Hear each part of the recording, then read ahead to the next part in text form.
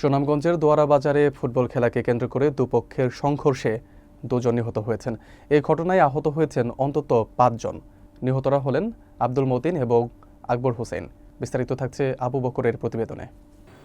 নিহত আব্দুল মতিন উপজেলার লক্ষ্মীপুর ইউনিয়নের জিরাগাঁও গ্রামের বাসিন্দা এবং বীরাঙ্গনা মরহুমা কাকন বিবির মেয়ে সখিনা বিবির স্বামী। অপর নিহত আকবর হোসেন একই ইউনিয়নের লক্ষ্মীপুর গ্রামের আব্দুল মান্নানের ছেলে। পুলিশ ও স্থানীয় সূত্র জানায়, শুক্রবার বিকেলে লক্ষ্মীপুর মাঠে ফুটবল খেলা চলাকালে আব্দুল মতিনের ছেলে কিবরিয়া ও আকবর হোসেনের ছেলে একরাম হোসেনের মধ্যে বাগবিতণ্ডা হয়। খেলা শেষে ক্ষুব্ধ আব্দুল মতিন কারণ জানতে আকবরের বাড়িতে গেলে আকবর পক্ষের লোকজন তাকে মারধর করে। এতে ঘটনাস্থলেই মারা যান আব্দুল মতিন। পরে নিহত মতিনের সমর্থকরা পশ্চিম বাংলা বাজার এলাকায় অবস্থানরত আকবর ও তার সহযোগীদের উপর হামলা চালায়। এ সময় গুরুতর আহত আকবরকে দোয়ারা বাজার স্বাস্থ্য কমপ্লেক্সে নেওয়া হলে কর্তব্যরত চিকিৎসক তাকে মৃত ঘোষণা করেন। সংঘর্ষে অন্তত 5 জন আহত হয়েছেন। দোয়ারা বাজার থানার অফিসার ইনচার্জ জাহিদুল হক বলেন, ফুটবল খেলাকে কেন্দ্র করে সংঘর্ষে 2 জন নিহত হয়েছেন। বর্তমানে পরিস্থিতি নিয়ন্ত্রণে রয়েছে এবং আইনগত ব্যবস্থা প্রক্রিয়াধীন।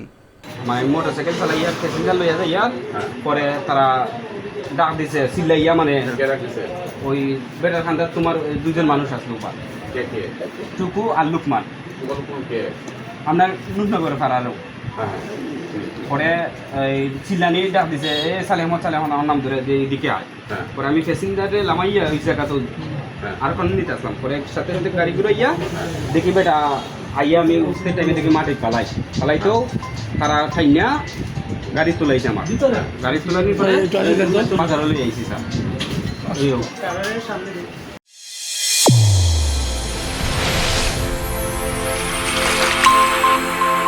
চ্যানেল A1 হৃদয়ের স্পন্দন।